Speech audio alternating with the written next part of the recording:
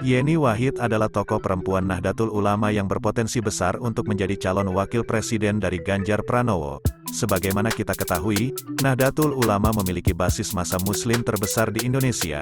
Dalam Pilpres 2024 ini, posisi Nahdlatul Ulama menjadi penentu kemenangan.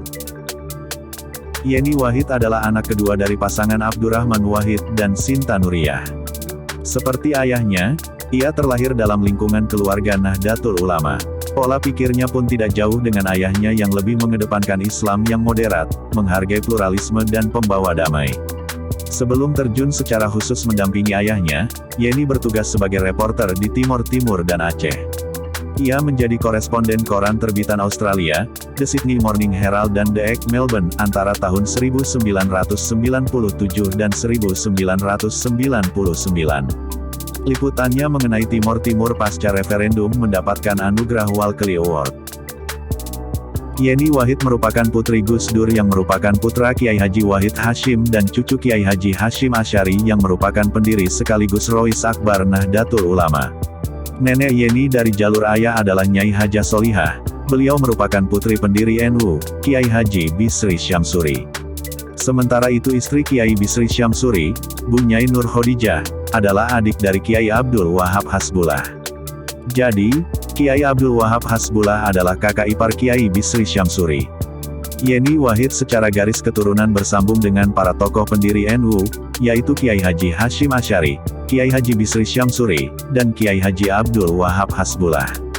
Beliau juga cucu dari pahlawan nasional, anggota BPU PKI, Menteri Agama pertama, yaitu Kiai Haji Wahid Hashim, dan yang paling penting juga, Yeni Wahid adalah anak dari Kiai Haji Abdurrahman Wahid atau Gus Dur, mantan Ketua Umum PBNU dan mantan Presiden Republik Indonesia keempat. Belum terlalu lama menekuni pekerjaannya, ia berhenti bekerja karena ayahnya, Gus Dur, terpilih menjadi Presiden Indonesia keempat.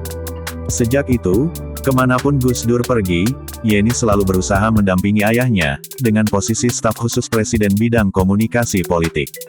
Setelah Gus Dur tidak lagi menjabat sebagai presiden, Yeni melanjutkan pendidikannya dan memperoleh gelar Magister Administrasi Publik dari Universitas Harvard. Karirnya dalam dunia politik sudah mempunyai banyak jam terbang. Yeni Wahid pernah menjabat sebagai staf khusus bidang komunikasi politik di masa pemerintahan Presiden Susilo Bambang Yudhoyono. Tak hanya itu, Yeni Wahid juga menduduki jabatan sebagai Direktur The Wahid Institute dari tahun 2014. Jabatan lain yang pernah diemban oleh Yeni Wahid yaitu Sekjen Partai Kebangkitan Bangsa tahun 2005 sampai tahun 2008, Ketua Umum Partai Kedaulatan Bangsa, tahun 2008 sampai tahun 2012 Ketua Umum Partai Kedaulatan Bangsa Indonesia Baru PKBIB, 2012. Mengiringi karirnya yang semakin mencuat, Yeni Wahid telah menerima penghargaan. Pada 2009, dia dinobatkan sebagai salah satu penerima penghargaan yang Global Leader oleh World Economic Forum. Yeni juga merupakan anggota dari Global Council on Faith. Yeni Wahid tahun 2022 menerima penghargaan dari Kementerian Luar Negeri Kemlu, Jepang atas kontribusinya membangun hubungan bilateral Indonesia dan Jepang. Duta Besar Jepang untuk Indonesia, Kanasugi Kenji, menilai Yeni Wahid sebagai sosok yang berkomitmen tinggi dalam mempromosikan keragaman, toleransi, perdamaian, dan demokrasi. Putri kedua Presiden Indonesia keempat Abdurrahman Wahid, Gus Dur, itu juga dinilai sukses mengembangkan program Desa Damai Peace Village. Program yang digagas Wahid Foundation berkolaborasi dengan UN Women itu dibentuk guna menguatkan resiliensi perempuan dari paham ekstremisme yang dapat memunculkan sikap intoleran.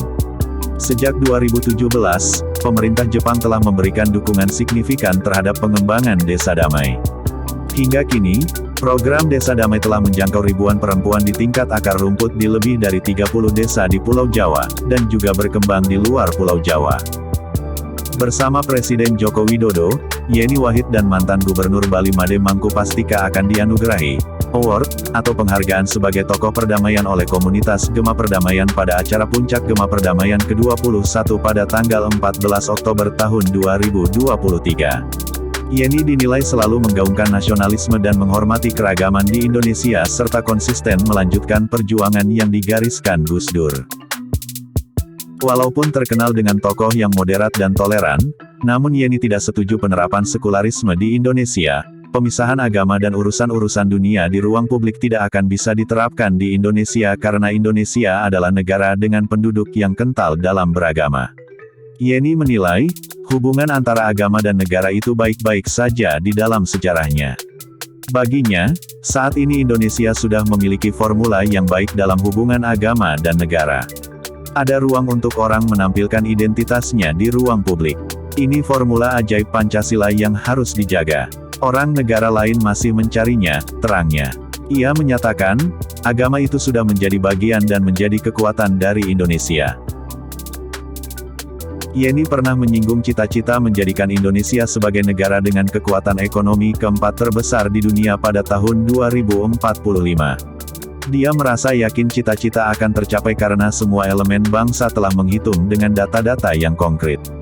Kuncinya, kata dia, masyarakat Indonesia harus rukun, mendukung investasi yang dilakukan pemerintah untuk pembangunan ekonomi, dan perempuan memberikan pendidikan terbaik bagi anak-anak. Yeni Wahid juga menilai Indonesia semestinya fokus pada ekonomi kreatif untuk memperbesar kue ekonomi. Dengan menggunakan ekonomi kreatif, itu akan memperbesar kue ekonomi kita, dengan memberikan fokus khusus pada bidang ekonomi kreatif. Dia menjelaskan bahwa saat ini banyak pasar-pasar tradisional yang tergerus oleh kemajuan teknologi, dan ini membutuhkan pendekatan-pendekatan yang berbeda, salah satunya pendekatan berbasis kreativitas, inovasi dan sebagainya. Sebagian besar negara-negara di dunia justru menjadikan ekonomi kreatif sebagai salah satu penopang dari pendapatan negara.